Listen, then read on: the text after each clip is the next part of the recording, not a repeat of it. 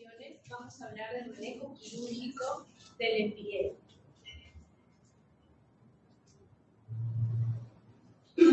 Vamos a hablar de algunas cosas generales rápidamente. La definición, el empiema pleural es la acumulación del pus en el espacio pleural.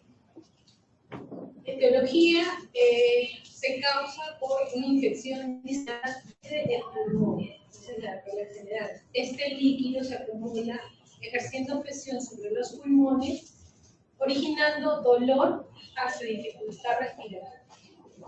Otras causas pueden ser la ruptura de abscesos pulmonares, bronquiectasia, infartos pulmonares, neumotórax espontáneo con fístula broncopleural persistente, quistes hiatídicos que se rompen hacia el espacio pleural y la tuberculosis pulmonar.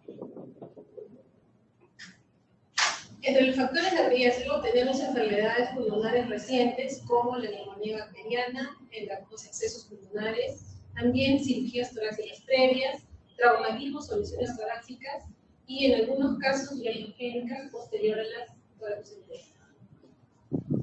Otros factores que hay que tener en cuenta son pacientes diabéticos con uso crónico de esteroides, inmunosuprimidos por diferentes causas, con reflujo gastroesofágico, con historia de broncoaspiración, tabaquismo o alcohol. Clínicamente no lo vamos a diferenciar de una neumonía. Vamos a tener fiebre, taquicardia, taquimia, dolor torácico, expectoración y leucocitosis, como en cualquier neumonía. Puede aparecer posteriormente disnea o dificultad respiratoria. Hay que sospechar del derrame si la fiebre persiste por más de 48 horas después de iniciar el tratamiento antibiótico de una neumonía. Pero el diagnóstico de un derrame paraneumónico debe darse desde la primera evaluación del paciente. Además, cabe recordar que es más probable que una neumonía tenga un derrame asociado cuanto mayor sea la duración previa de los síntomas. Si mi paciente tiene ya 2 semanas con síntomas, lo más probable es que tenga un derrame paraneumónico. En cuanto al diagnóstico, la sospecha diagnóstica está dada por el cuadro clínico del paciente. El cuadro neumonía con mala evolución, por lo regular, nos tiene que hacer sospechar de un derrame paraneumónico. ¿Con qué se confirma? Con una placa simple de tórax, o en caso de que veamos signos de que el paciente se encuentra séptico, o sea, tóxico, una tomografía de tórax. La ecografía la dejamos para controles posteriores, no para el diagnóstico. Y la toracocentesis es cuando hay alguna duda. Bueno, como vamos a hablar de la parte quirúrgica, vamos a mencionar, a basarnos en este consenso que es de la Asociación Americana de Cirugía de Tórax, es la guía para el manejo del embrión. El objetivo de esta guía es darnos unas pautas de cómo enfocarnos hacia los embriones. Vamos a ver solo la parte de cirugía. Bueno, esta guía, la base son los estadios que todos ustedes la conocen, nos trabajan, el primer estadio el exudativo, glucosa normal, control celular bajo, la pleura tiene un poco líquido libre, entre 24 y 72 horas de evolución. El segundo, el fibrino purulento, que ya cambia de fibrina, gran cantidad de globos nucleares, pH glucosa disminuida, entre 7 y 10 días, ¿no? Y el tercer estadio, el organizado, hay crecimiento de fibroblastos, hay cáscara pleural, entre 2 y 4 semanas tras el inicio, ¿no? Entonces, vamos a dividir estos pacientes en dos. Los que tienen un pequeño derrame y los que tienen entre moderado y gran derrame. ¿Cómo los vamos a clasificar? Con una placa simple de tórax. En la placa simple, ellos han considerado una pequeña fusión cuando tengo 1 centímetro o 10 milímetros de espesor del derrame en una placa en decúbito lateral. O cuando estamos en una placa posterior al paciente de pie, tenemos menos de 1/4 del tamaño del hemitórax del paciente con líquido. Entonces, cuando tenemos una efusión pleural pequeña, o sea, que tiene 1 centímetro o menos, o tiene menos de 1/4 del tórax en la placa, vamos a tener dos formas de manejo, ¿no? El pequeño derrame sin distrés respiratorio, vamos a darle un manejo conservador, antibiótico, evaluación clínica, 24 a 48 horas. Si mejora, continuamos con la terapia conservadora. Si no mejora, se repite la placa, ¿no? Y hay que ver si el paciente ha aumentado ese derrame o si el paciente tiene otra sintomatología como distrés respiratorio. En el caso de que encontremos una efusión moderada, vamos a tener acá una efusión moderada o grande, ¿no?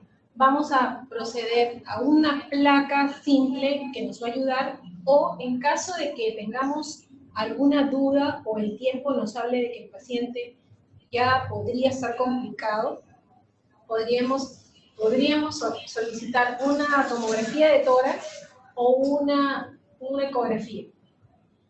En este caso, para la parte quirúrgica, el consenso de los expertos aquí dice que una tomografía sería de más ayuda por el tema de evaluar tabiques, evaluar loculaciones, la posición en donde están y el parénquima pulmonar comprometido. La ecografía sería de utilidad para seguimiento del derrame, sin loculación.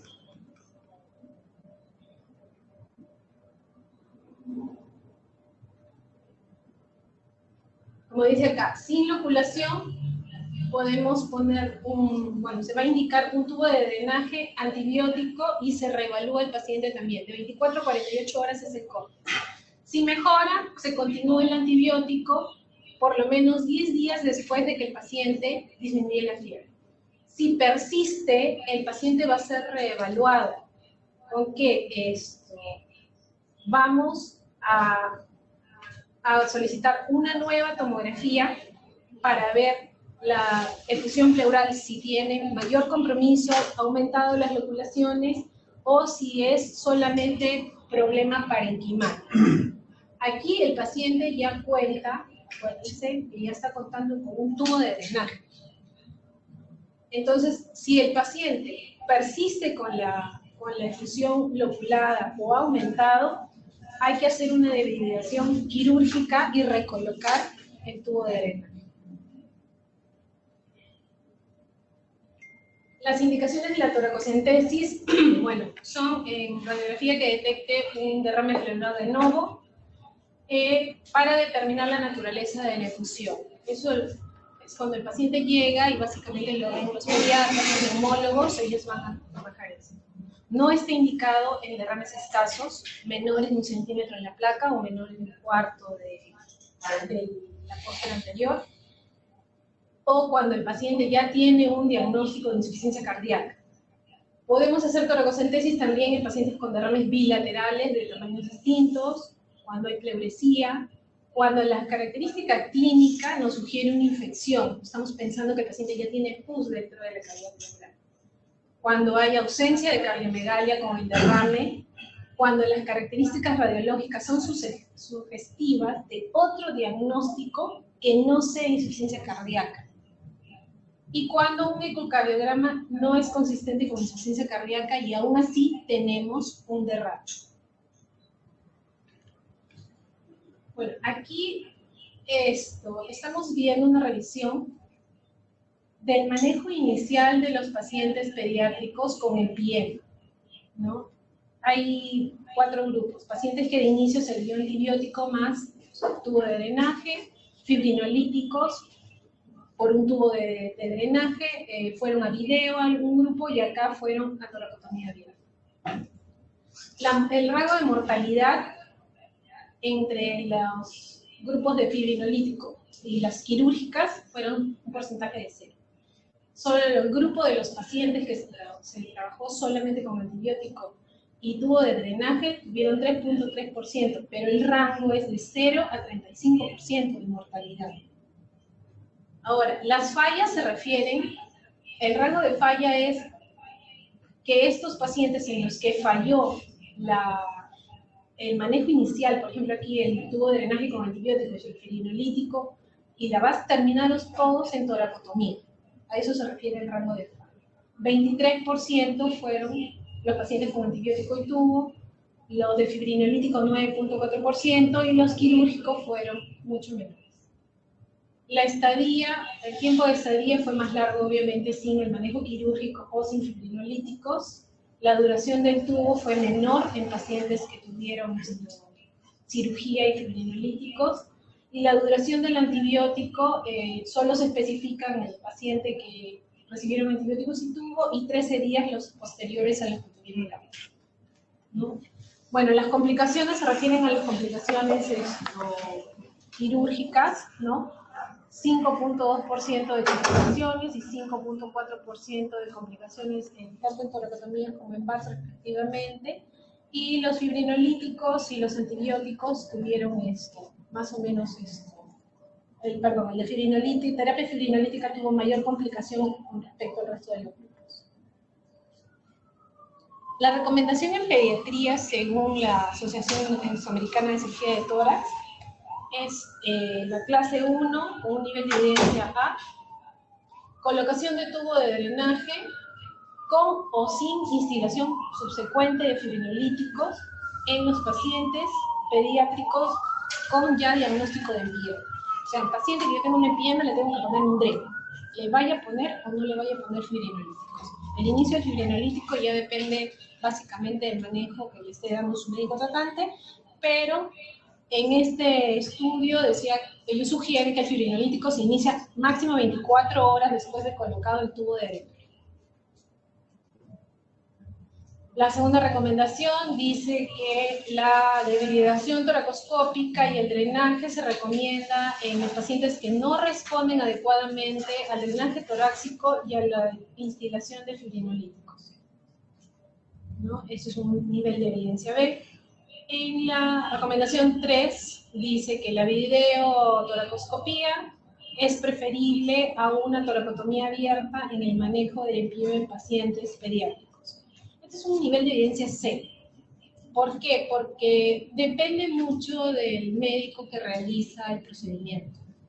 En cirugía, la VATS y la toracotomía, la cirugía abierta, dependen mucho del tipo de paciente, si es que hay o no el equipo adecuado en el hospital, si se cuenta o no con la experiencia para hacerlo, ¿no? Y sobre todo el instrumental, que es lo básico, ¿no? Así es que esto de aquí lo tomamos con pinzas, depende en qué lugar estemos, pero básicamente la decisión de qué tipo de cirugía vamos a usar es si el paciente tolera ventilación unipulmonar o no.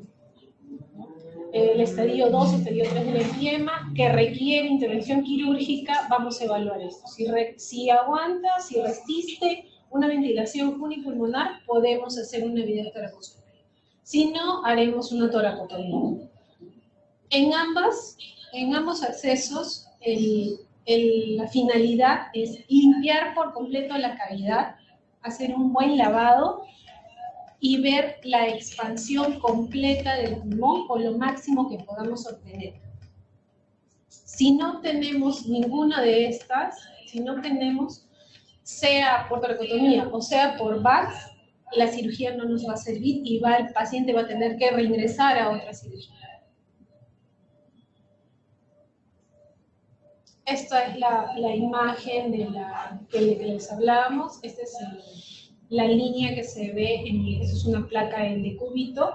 La línea que se ve se mide desde el borde de la pared hacia la imagen pulmonar y tenemos que ver el tamaño para saber si es un derrame pequeño o no. Igual aquí solamente hay la obturación del ángulo cosmoflegmático, ¿no? Pequeño derrame. La ecografía que se usa para el seguimiento, vamos a ver, esta es una sonda lineal, ¿no? Vamos a ver la diferencia entre el pulmón, el derrame que hay que lo separa, el hígado y esta imagen refringente es la pleura.